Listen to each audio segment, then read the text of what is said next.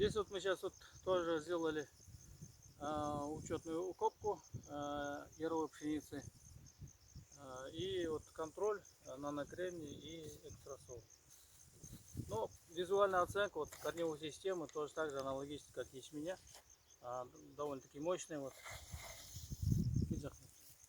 Вот видите, мощный, прям пушистый, прям такая хорошая развитая корневая система.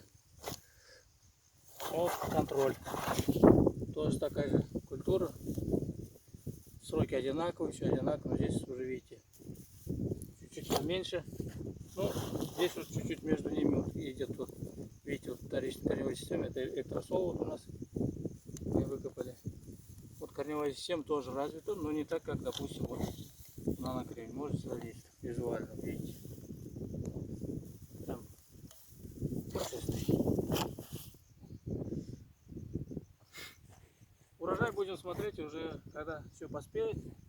Будем биометрические параметры снимать, каждую культуру отдельно. Это у нас пятипольный севооборот зернопаровой.